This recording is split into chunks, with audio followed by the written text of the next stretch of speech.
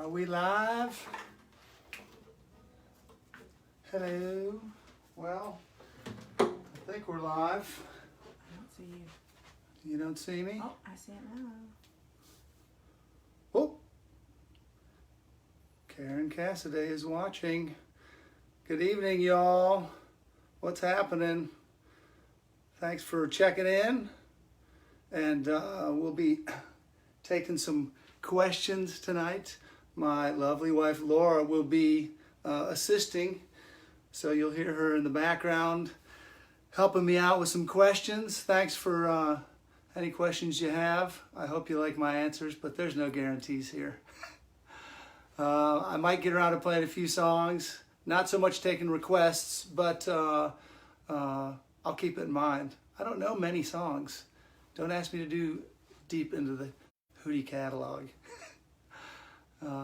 See some people checking in. Chip Latham watching. Woo! I know Chip. He's the one who helps me in the technology world regularly. Thank you, Chip. Somebody wants to know what was your experience performing with Brad Paisley on Only Want to Be With You? Good question about Brad Paisley. We'll dip right into Nashville right away here. We got to do his TV show in this little bar in downtown Nashville, which was very cool. He is very sweet, overly talented. I never even saw the full episode, but I don't often watch stuff after it comes out on TV anyway. But Brad is phenomenal. Darius has been talking him up for a long time, probably a decade, so we knew he was a good guy. Bonnie Clater, woo! Columbia, South Carolina. Brian Murphy, hello Brian, from USC Soccer Days, loving that. We're talking about whatever we want tonight. You may have noticed my little themed title with rock and roll, recovery, and racism. I just thought I'd lead us into some fun areas. Some more serious than others, obviously, but this is a turbulent time and it deserves much conversation. Robert Horton is watching. I don't even know if I know Robert Horton, but thanks for being here, Robert. And if you hear anything in the background, I'm in my home. We have dogs. And the funniest thing today was on any given day in the summer, we have a blended family with 5 children. So some working, coming in and out. It's usually pretty calm though. And today, of course, in the 2 hours preceding this live Facebook, it was like a zoo in here. So we had all the college kids, the high school kids, some boyfriends, girlfriends. It's and a rainstorm. So Murphy's Law, I guess, right? All right, y'all can fire up some questions if you got them. Alex wants to know, have you ever eaten pufferfish? Have I ever had pufferfish? Would that be considered cannibalism if I'm a blowfish and I'm eating pufferfish? Not sure. I never liked being called a blowfish personally, but no, never had one. We even went to Japan where I think they serve that as a delicacy, and don't remember eating it. Somebody else wants to know, are you guys dropping a new album? Are we dropping a new album? Well, we just did drop a new album. It still feels new to me anyway. We put out Imperfect Circle back in, November? I don't even remember. Maybe y'all can help me with that. One of my most favorite albums we've done. Honestly, we worked probably harder than any other album in the past. We wrote more songs. We wrote with more writers. We spent just a lot of time making sure it was the best album we could make. And it's a nice mixture. I found, in my opinion anyway, people have asked me how I felt about the record. Was it this? Was it that?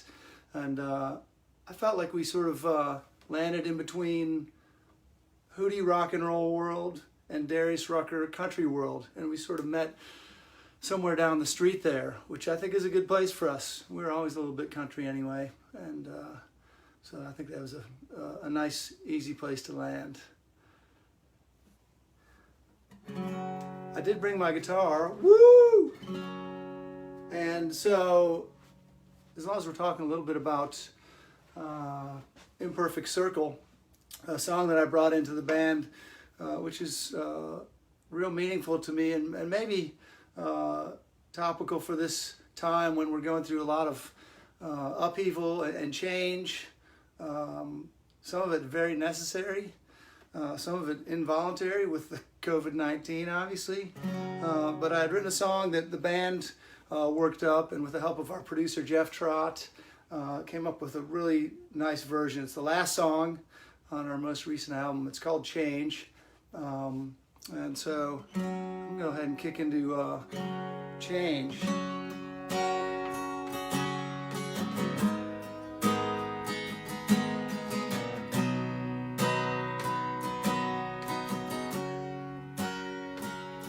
How can I pretend that from the start until the end I'll get to keep the things I love? No matter how I plan, my world keeps shifting like the sands, and when I try to hold on, it all just slips away. So I pile my expectations. The winds of change come in and blow them down. And as I grow old, one thing stays the same. Always waiting there to greet me is change.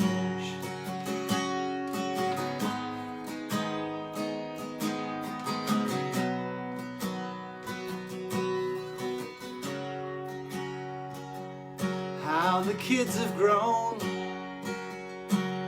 you can't turn back the clocks, I know.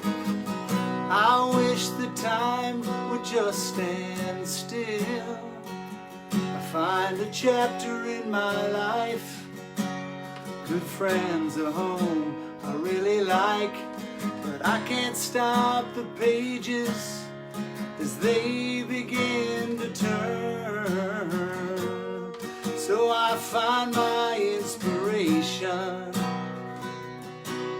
Like a candle, the flame gets blown away. And as I grow old, one thing stays the same. Always waiting there to greet me is change. I wish I had more time. I wish that I could be your smile. And out on this road alone, I wish that I could stay home a while. And as I grow old, one thing stays the same. Always waiting there to greet me is change. Always waiting there to greet me is change. Woo! The crowd goes wild in the room of two. Thank you, Laura. Yeah. Wow, and all over Facebook, everybody's going wild. Nice. Remind them where they can find that song. Oh yes, that's a song on the Hootie the Blowfish album called Imperfect Circle. Go to Spotify or somewhere in the virtual music world and pick that up. Taking questions. Yeah, so we've got one from Marie. Was there ever a time, especially when Hootie first started playing together, that the band experienced or witnessed racism towards the group or just Darius, especially in certain areas of the country? Well, we certainly did experience some racism early in late 80s and early 90s. I joined in September of 89. In fact, the first gig that I ever did with the band, playing at a college, in South Carolina, we had an ugly racist incident, and some guys from a fraternity took some offense to something Darius was doing on stage, or maybe he wasn't even doing anything. I think he was just singing. But there were words afterwards and a little scuffle, and for some reason, this always made me laugh. It was my first gig with the band, and they had brought 2 security guards.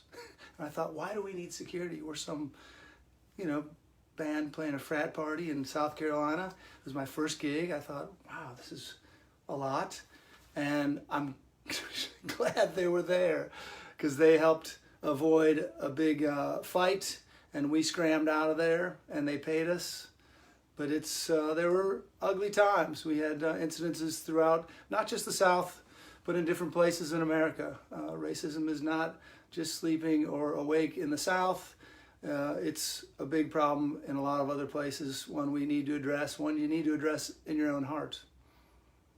Thank you for that question. Yes, and so some people are also asking in regards to racism about drowning, and how did that song come about? The song Drowning was brought up with regard to racism.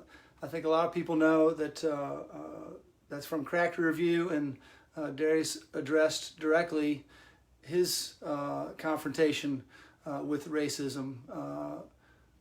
It was a great moment, I'll say this. At that time, I had never hung out with an African-American guy at length, and we started driving around in our van, and I got to really be taught and shown the depth which exists living with racism. I'd never really experienced it myself, maybe 1 or 2 incidences, but he was living a lot, and it's heavy, and I got to see it firsthand, and I'm glad I did. I hated it for him. He always seemed to shrug it off, but the song Drowning was a song he wrote directly to those people and wanted to know, why are they hating? Why are they teaching their children to hate? Why are they bringing this forward? And that's been a great song, and a very meaningful and emotional song for the band to play through the years. Thanks for that question.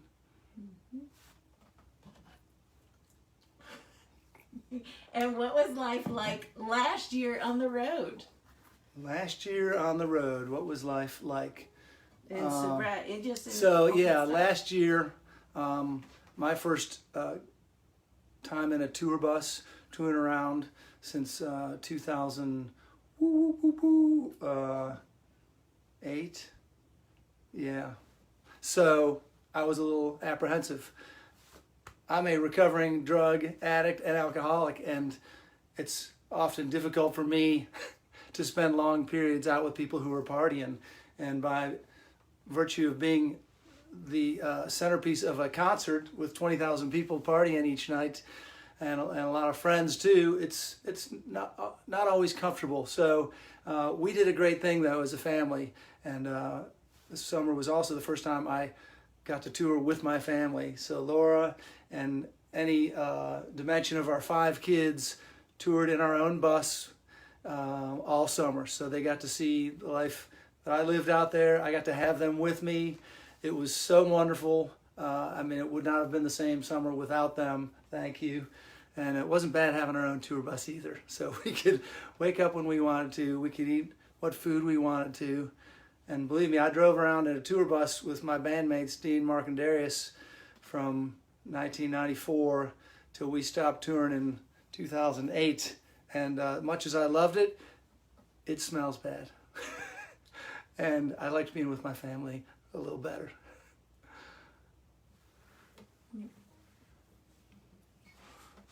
Who else do I see? Daryl Pitts is watching. Elliot Pratt, all the way from Lake Sunapee, New Hampshire. Had a good stop off on a few days off this summer with my buddy Elliot. Took us to Lake Sunapee, or we met him up there. Beautiful place, chilly cold water, a little break from the heat. Stayed in a little cottage. It was wonderful. Got to see, who did we see? Steven Tyler, because he is kind of from there. That was pretty exciting. We had a lot of good stops this summer. along the tour. Stopped in New Mexico for a day off. We were in LA, brilliant, got to see a lot of friends there. And overall the summer was just perfect, unlike our album, Imperfect.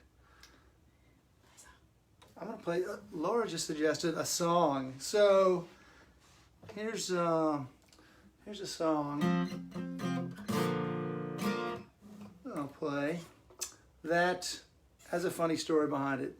So along my journey, trying to find myself, being clean and sober, discovering a little bit of who I was in my 40s, I started writing music about the healing, about the spiritual uplift that I was experiencing, and the celebration, finding a concept of God, finding Jesus specifically for me, and started to really get excited and nervous about going to play in front of people.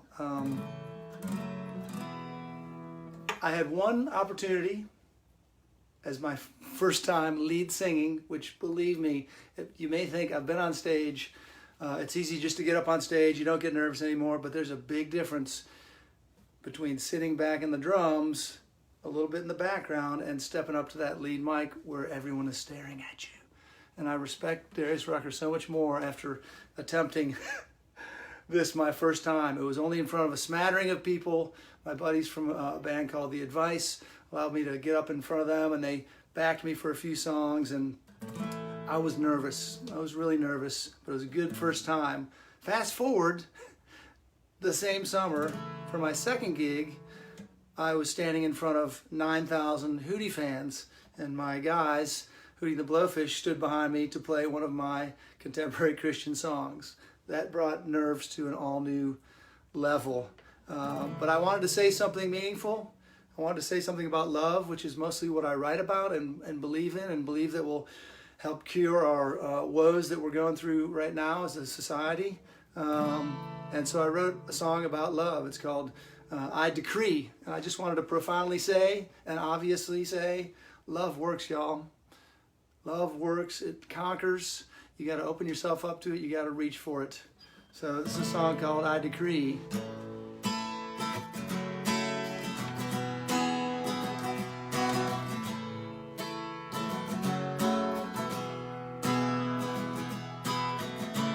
I've been looking for the answer, praying I would get some sort of sign. After searching every corner of the earth, I finally found some peace of mind to feel the emptiness and ease the pain, to mend my broken heart. There's only one way to explain. I decree and I declare, love is the answer. His love's everywhere, and I can see through my despair. When I believe His love is everywhere.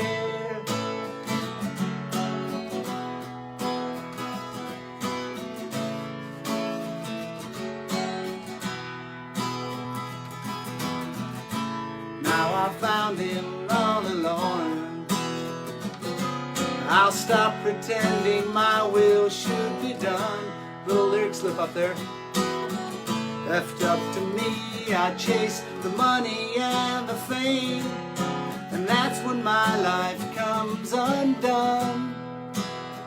My head is hanging low, it's full of fear, but I open up my heart and see the one who brought me here. I decree and I declare, His love is the answer. His love's everywhere, and I can see through my despair. When I believe His love is everywhere. It's everywhere.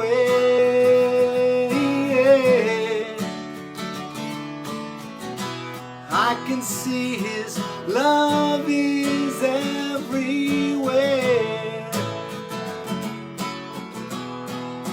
Oh, and I decree and I declare His love is the answer. His love's everywhere, and I can see through my despair. When I believe His love is everywhere. It's everywhere.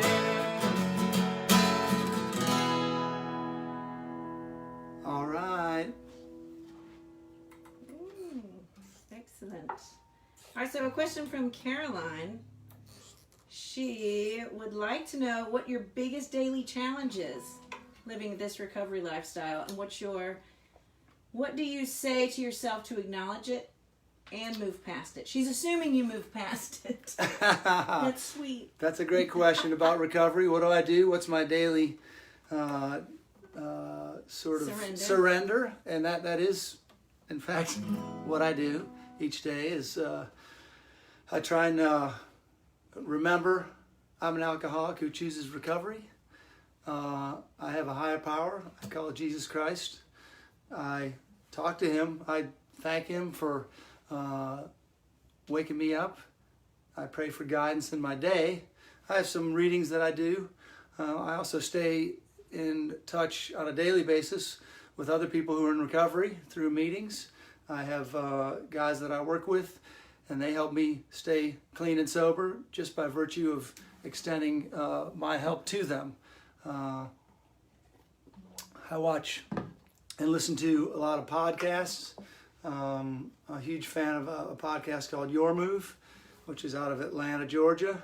And then there's a leader there named Andy Stanley, who been listening to for probably a decade and just loving it. Learning the Bible, learning principles of love and how to do better at it, basically. So there's a lot I do, and it's all in the spirit of being better. Just being able to love my family better, being able to love people who I don't agree with better, being able to face challenges, crises in a day. And then I go to bed at night and say thank you and hope He wakes me up again. Great question.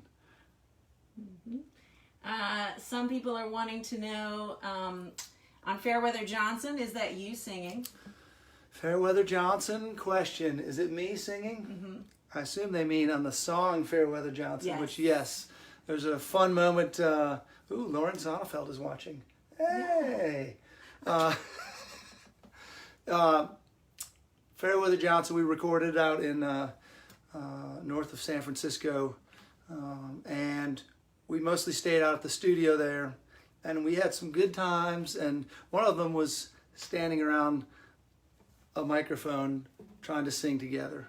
And it didn't always work, especially Dean and Mark and I, not your most gifted singers. And we were out there one day and someone asked a sporting question. And so we had the idea of a spontaneous song about sports and our Fairweather fans that we didn't like much. The Fairweather fan being the one who just likes a team when they're good or likes whoever's good. And we had a little song that spontaneously sprung up called Fairweather Johnson, which I sang the very high falsetto part. That's fun. I can't believe we put it on the album, to tell you the truth. We've always stuck with just putting song and song and song, but that was a fun thing to include on an album, and I'm never going to live that one down. And some people are, this is a two-parter, this question. Two-part question, people. Bonus round. What's your favorite Hootie song that you play, and what's the one that makes you cringe the most? Favorite Hootie song that we play. For me, it's always the newest song. I hate to say it. We sometimes do get a little weary playing some material for years and years, so it doesn't mean we don't like the song. But when a new song comes along, it feels fresh. It feels fresher. So I enjoyed playing some of the new cuts this past summer off of Imperfect Circle. We did Rollin' quite a bit. Later on in the summer, we did, what was the single? Hold On. We were doing Miss California. Those always felt the best because they were new. When you're challenged with remembering a brand new part, there's always an excitement there, and I think it gives the song energy. Was there a question of what was the one I didn't like playing? Which one makes you cringe? A Hootie song that makes you cringe. A Hootie song that makes me cringe. I don't think there's a Hootie song that makes me cringe. Anything we've ever put How out. about Fake ID? Well, we have some old songs that didn't make Hootie records that might make me cringe. But even those would be fun. I don't know if I have a cringy one. Some of the covers we've played through the years aren't my favorite, but I'll think on that some more to see if there's anything cringy that we wrote. Someone has asked if you would play Fake ID. JCP Needs a Fake ID? Yes. If anybody knows that one, doesn't get any more old school. No, I cannot play JCP Needs a Fake ID, but it was a great song that had the spirit of where we were at that time. College kids who worried about how you get a fake ID. So Mark mainly wrote that, guitar parts and lyrics, I think. Maybe Darius had a hand in that. Goofy song, but the college kids that we used to mainly play to loved it. So here's to you, college kids. Be responsible with your fake ID, if there's such a thing. Yes. Thanks for all the questions, you guys and gals. As you can see, the sun is coming in here in Columbia, South Carolina, and we had to put up a little blockade. We had this thing perfectly lit, and then the sun came out and sort of ruined it. So if you get a little glare, that's why it's happening. Good. Yeah? Yeah, it's good. Another song or more questions? Another song. Another song. So maybe maybe you've been on the Hootie page recently looking at some of our more recent stuff. You may have seen a video that I put out recently for a song called Not Waiting on Sunday. And it pertains to that question that came up a few minutes ago about what I do on a daily basis to stay in touch with God. And I wrote this song about that. I was thinking at one point that going to church on Sunday was enough for me. Here I am with 168 hours in a week, and I would spend 30 minutes listening to a preacher on Sunday and think it was going to nourish me an entire week. And it turned out not to be enough for me. I don't know if it is for you guys, but I started surrendering daily and trying to stay more in tune on a daily basis. And I can't remember where I came up with this line or where I stole it from, but you might notice something strange. I'll out myself as a songwriter right now. I used the same opening line on this song. Well, I wrote this song first, and then a few years later wrote that song Change that I just played, and they have the exact same opening line. See if you can catch it.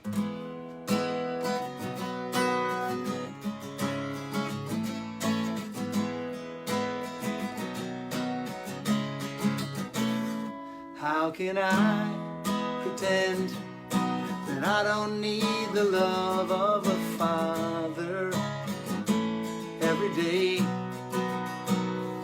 From his mercy and grace, how can I even once shy away? Hey, hey, I have tried to live without him, but not today. I'm not waiting on Sunday for my knees to hit the floor, not waiting on Sunday. The sin keeps knocking at my door, and I can't contain my love for you. So I'll I'll make each day our Sunday. That's what I'll do. That's what I'll do.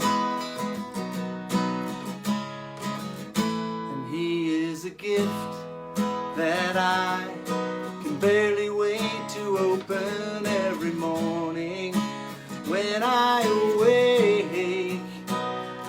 In His book I will find a love and sacrifice and a power, and it makes me shake. I want to see Him, feel Him. Jesus, I need You today. I'm not waiting on Sunday for my knees to hit the floor. Not waiting on Sunday. The sin keeps knocking at my door, and I can't contain my love for You. So I'll make each day our Sunday. That's what I'll do. That's what I'll do.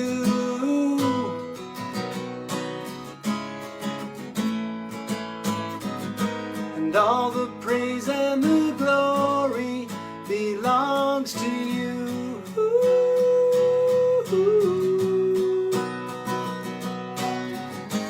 For all that You've done and all I know that You will do.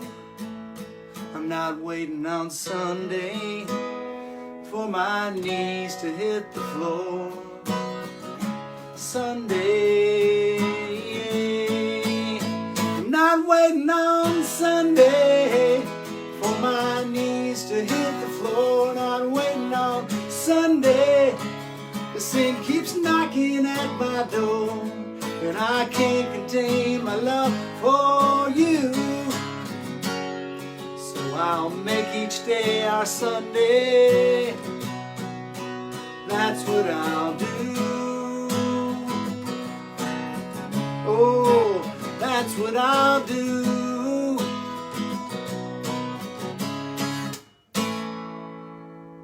Hey, how about that? Woo. All right, Also, big hi Laura. question. Are you a right-handed or left-handed guitar player? Am I a right-handed or left-handed guitar player? Well, that's a funny story, not for the reasons you think. I'm a right-handed guitar player, so if this video comes through backwards, is it coming through backwards or? I have no idea. I can't tell. Yes. Stay focused. I'm looking at Laura's laptop. Yes, I'm right-handed, but the video is showing that I'm left-handed. But the funny thing is, not funny, but I'm going to grab another guitar here because this is a special guitar in my life. And as you notice, the pick guard is on the wrong side. It's supposed to be down here where you strum and you bash the guitar and it protects the wood. But it's backwards because this was originally a left-hand guitar owned by my mother. And she bought it in the 70s thinking, I think, at the time she was going to learn. Don't know if she ever did. But when she passed away in, oh, geez, how many years ago now? 2004. Yeah.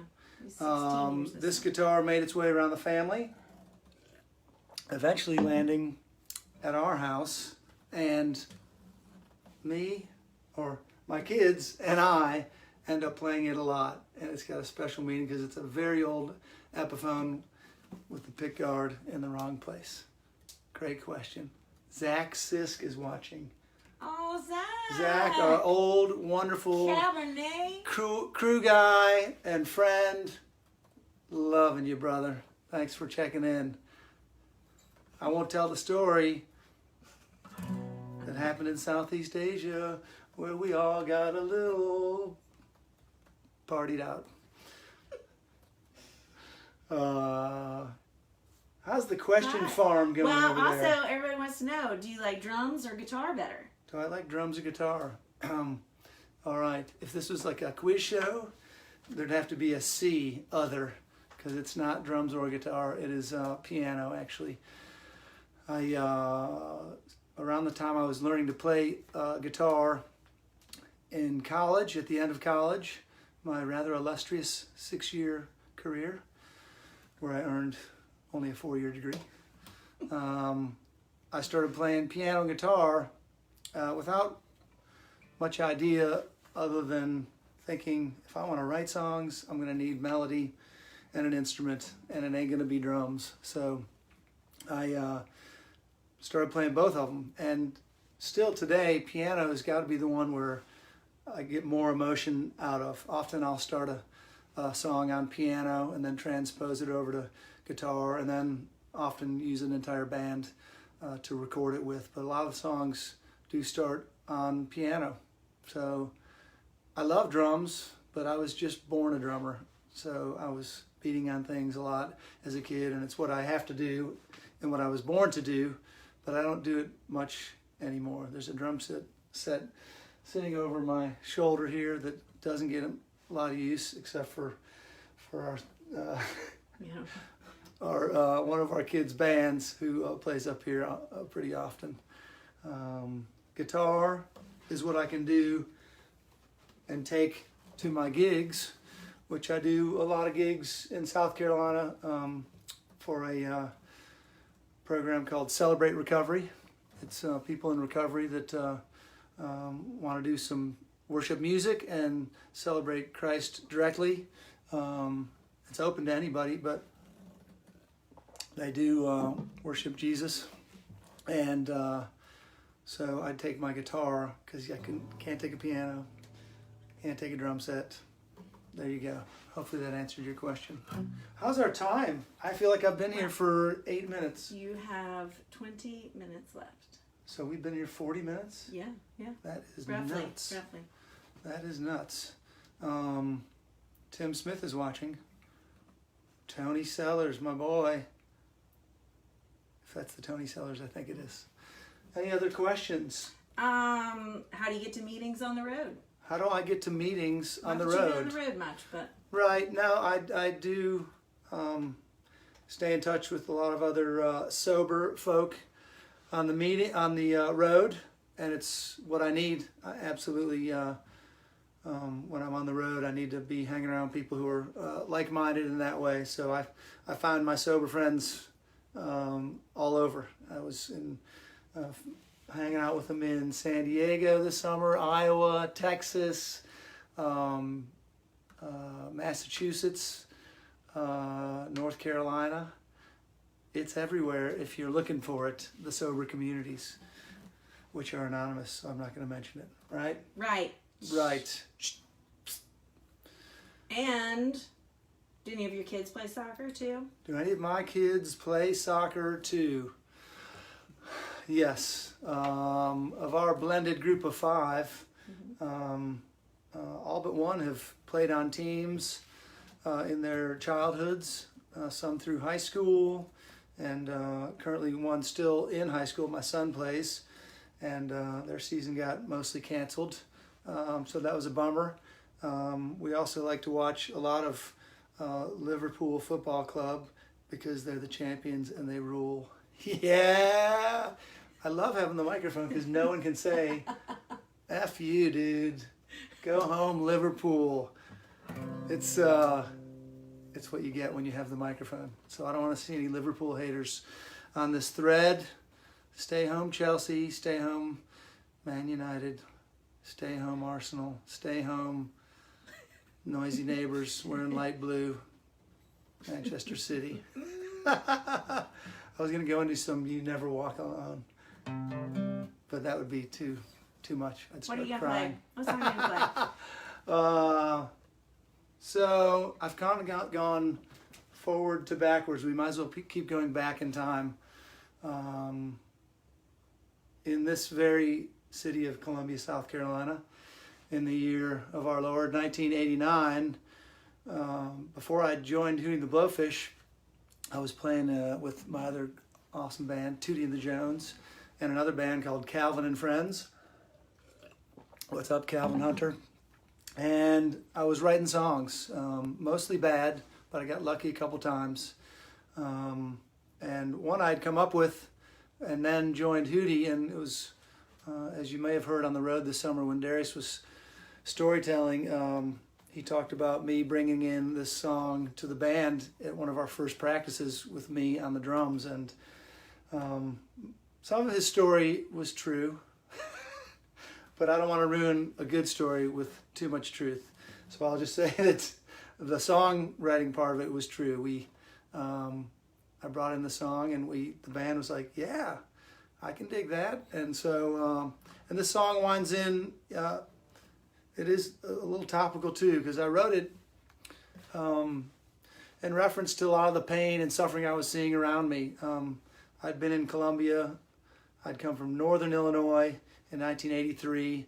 This was about 6 years later, and I was a little frustrated. I saw some things that I'd never seen growing up, racism, people suffering from drug addiction, people hurting each other, and it was beginning to get yuck. It just felt bad, and I wanted to say something that was, hopeful, to maybe bring people together. And so I started writing some lyrics, came up with a little chord progression, and that ended up being on our first tape in 1990. It ended up on Coochie Pop in 1993. It ended up on Cracked Rear View in 94.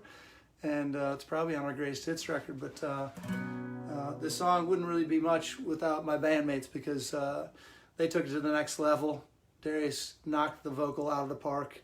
I just sound like me singing when I do it. And he took it to a higher level. Thank you guys for that.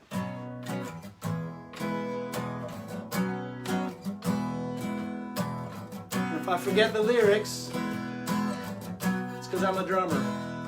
With a little love and some tenderness, we'll walk upon the water, we'll rise above the mess. With a little peace and some harmony, we'll take the world together, we'll take them by the hand. 'Cause I got a hand for you, I wanna run with you. Yesterday I saw you standing there. Your head was down, your eyes were red. Look home and touch your hair. I said, get up, let me see you smile. Take a walk together, walk the road a while, 'cause I got a hand for you, I wanna run with you. So come on, hold my hand, hold my hand, hold my hand. 'Cause I wanna love you the best I can.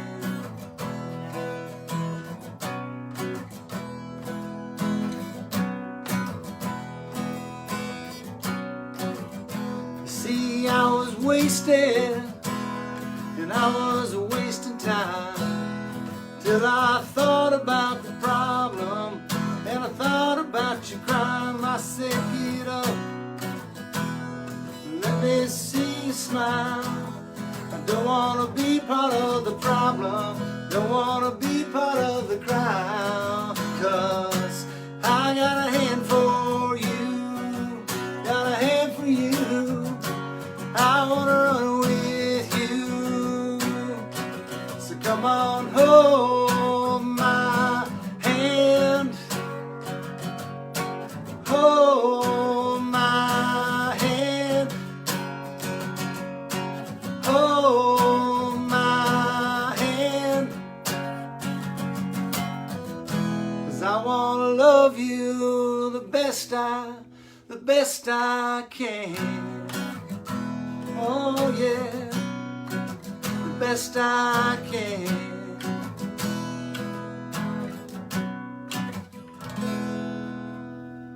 Thanks, Mom.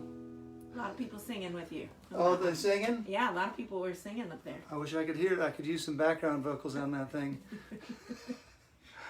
Thank you all for coming out tonight. I think we got a few more minutes. Yeah. Take a few more questions. One is from Christopher. He says, with racial and social undertones in a lot of the early stuff, you know, Time, Drowning, Hold My Hand, do you think the band doesn't get enough credit for its political ideals? Do we not get enough credit for our political ideals? Well, I don't know. We, in the early 90s, certainly were not worried about what we were saying.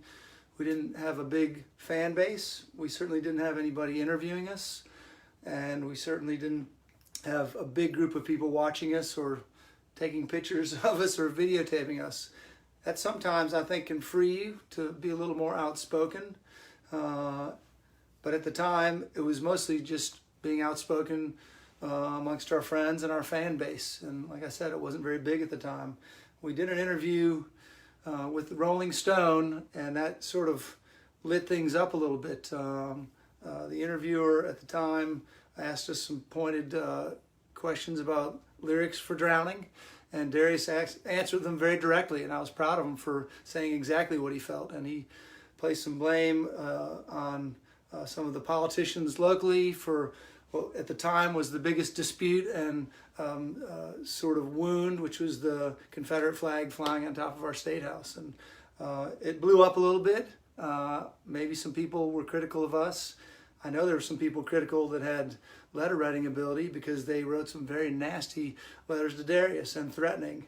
And it was just another sign for me and the rest of my band to realize that racism is out there. It stinks. It's unnecessary, and we've got to fight it. So at the time, I don't think we were looking for any credit, and we're not still.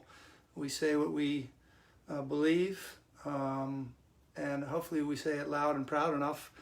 There's a lot we can all do in searching our own hearts, and hopefully the movement with Black Lives Matter that's happening currently is something you all embrace. I certainly can learn from it.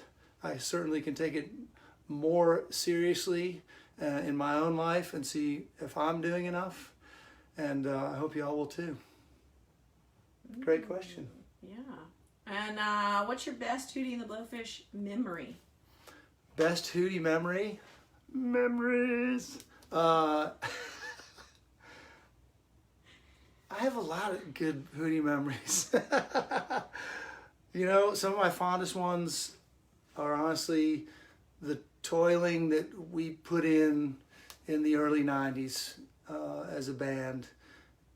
There's a pleasure to, you know, working hard, knowing you're going up, knowing there's a dream out there somewhere you're shooting for, knowing you have just enough. You know, we could put food on our tables. We all had dumpy little apartments, and we didn't have a lot of stuff, but we had a real energy for our dream, which was to write more songs, write better songs, increase our fan base, maybe get signed to a record label. And it was a simple era.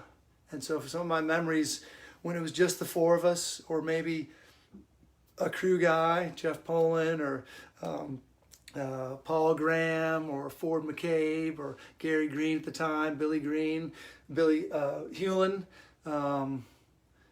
It was simple and it was beautiful. And so those are some of my fondest memories. Also, when things blew up big with Atlantic Records in our first couple singles, I'd be remiss in saying that wasn't the most amazing thing either, because it like, woo, kind of blew our minds. We weren't really expecting it, but we embraced it as best we could and dealt with the fame part of it. I'll say the slide back down. The fame and fortune is not as pleasurable. I was suffering from addiction, and as well as our sort of downward slide as our fan base sort of shrunk up a little bit, and that wasn't as fun, I'll say that. But we always did enjoy each other and the party and meeting our fans and knowing that every song we played on stage was meaningful. Can I give another thank you to Laura Sonefeld for helping me tonight? you would see a old squinty me staring at my phone with my glasses on every 30 seconds if it weren't for her. Well, thank you for that. But we do have some more questions. More questions? More questions. Good, because I This love... is rapid fire response, though, for these. Oh, shorter answers? I love to hear Who's your myself talk. favorite godchild that lives in Michigan? My favorite godchild that lives in Michigan. I have 2 godchildren in Michigan, so I'm not like doing all that. Claudia and Hope are my 2 favorite godchildren in Michigan. Hope you all don't mind sharing the mantle of greatness. I certainly love you both, though. And then someone in Texas would like to know who's your favorite nephew. My favorite nephew in Texas. Currently living in Texas? Currently living in Texas, Okay, this will and be- a firefighter. And he's a firefighter. Yes, Gosh, yes. well, a firefighter nephew in Texas. My favorite firefighter nephew in Texas has got to be Patrick Sonefeld. Yeah. Yes, well done. Definitely. And he's my godson. So he's my favorite godson firefighting nephew in Texas as well. what made you cut your hair? These are What? rapid fire. What made me cut my hair? Yep. 2 words. Francis Dunnery. Ooh, look him up. Yeah, look up his music and his crazy mind. It's beautiful as well. He made me shave it, and I never grew it back. Thank you, Francis. All right. Inspirations musically. Rapid fire. Inspirations musically. Early inspirations, classic rock, R&B, 60s psychedelic rock, more on a modern level, loving Todd Snyder, loving Bare Naked Ladies, loving Randy Foster. Was it fun with Bare Naked Ladies? Was last it fun summer? with Bare Naked Ladies? Rapid fire. Funnest tour ever. It was unbelievable to have a group of guys around us that played hard, loved sincerely, were funny as you would never believe 4 people can be, and great friends. Just amazing. It was a gift for the summer. And they still make great music. They still make great music, and although their tour has been pushed forward, you better get tickets. It's going to be phenomenal next summer. And your go-to Waffle House menu item. Go-to Waffle House menu item. Always bacon, egg, and cheese sandwich. And on the side, hash browns covered in chunked. So ham and cheese. The only problem now is I'm starting my 5th month of being vegan. So I have not ingested any meat or dairy. And it's difficult. And I would say the number 1 difficulty right now is still bacon.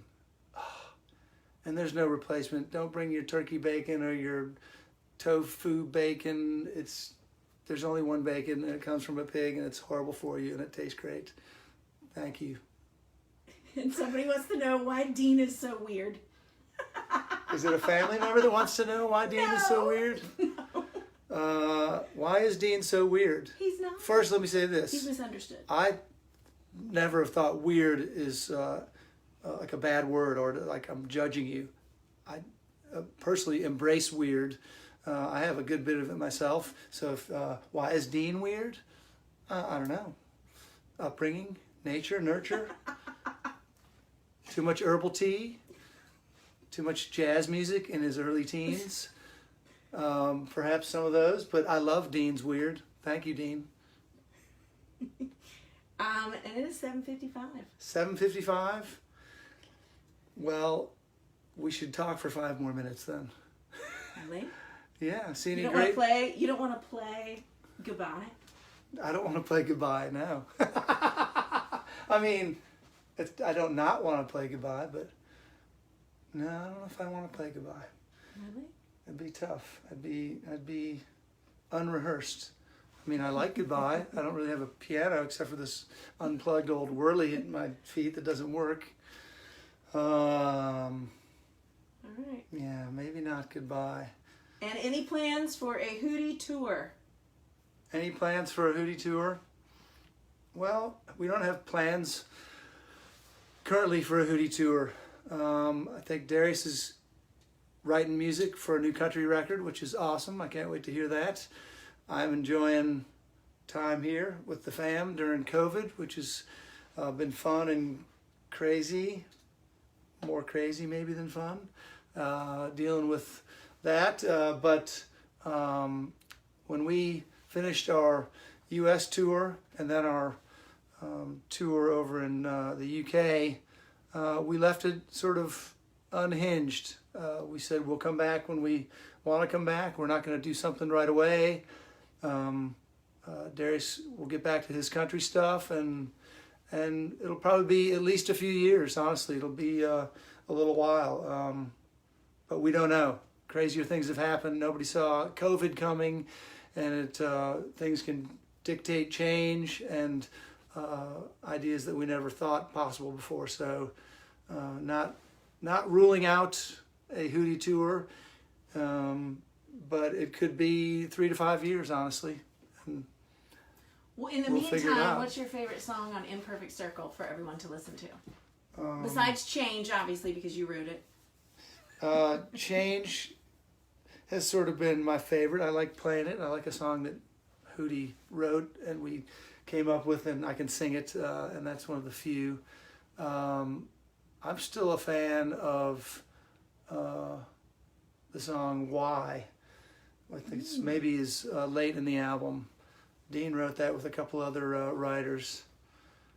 And I was mad at the time because I had a song I was trying to bring in called When, and apparently that was too many questions for one album. Why was enough. Do we need a song called When as well? So maybe that'll be for another day. I enjoyed playing Rollin' this summer because the crowd really got into it. And I enjoyed playing Hold On the TV shows. We did that on all the promo we did in November and late October. It was always fun playing Hold On. Am I saying a lot? I don't know. I feel like I'm saying sun's back out. Whoa, hey people. When the sun comes out tomorrow. Right. Thank you all for coming out tonight. We should do this again. I didn't hate it. And I was really nervous that, I don't know, that it would be bad or nobody would show up or I wouldn't know how to sing. And maybe I'll learn goodbye for the next time. Till then, be safe. Stay safe. Wear a mask. Be nice. Love each other. Check out this same video on our Facebook page because I'm going to hit finish and save so you get to watch it over and over again. Peace. Talk to y'all soon.